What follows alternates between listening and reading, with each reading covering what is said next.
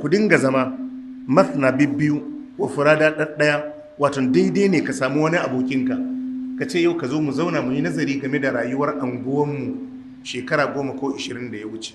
Ku samu lokaci ku zauna wa furada, ko kuma kai ɗaya ka zauna in ji Allah.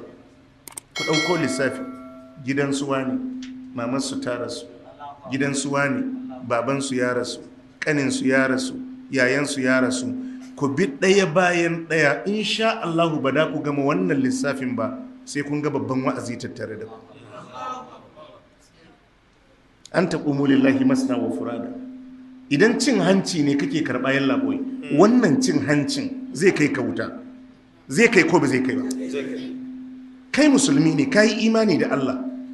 Annabi sallallahu alaihi wasallam ya tsine albarka ma wadda ya ba da rashawa da wadda aka bawa. To yalla boy, ko mahaifiyarka ce ta tsine maka albarka, rayuwa zai yi kyau? Balle annabi Muhammadu?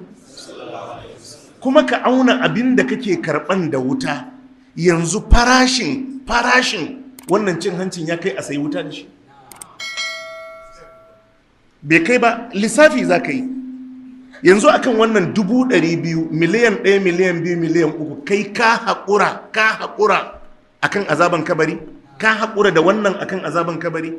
Yanzu miliyan 1 ta kai a sayi wuta da ita? Ƙimarta ya kai ka sallama kanka ma wuta akan miliyan 10? Ai lissafi za ka yi.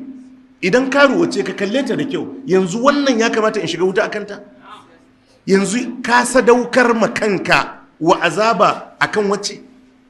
Ka kalle ta da kyau, yanzu wannan ta kai a tsiye ka a kabari akanta, farashinta ya kai ka sayi wutar jahannama akanta?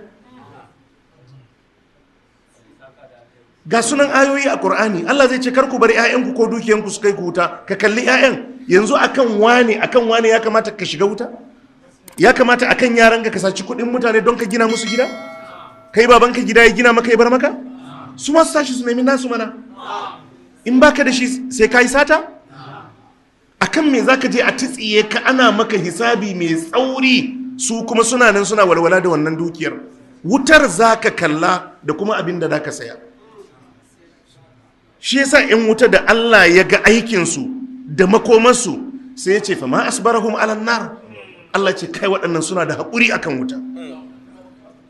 Suna da haƙuri akan miliyan 50 ka sayi wuta? Ka yarda a baka ka kashe ka je ka shiga wuta? Allah ya ce wallahi haƙurinka yayi haƙuri. Juriyanka Allah ya ce yayi juriya. To kuma a shiga wutan da gaske ne ko da wasa? Da gaske ne.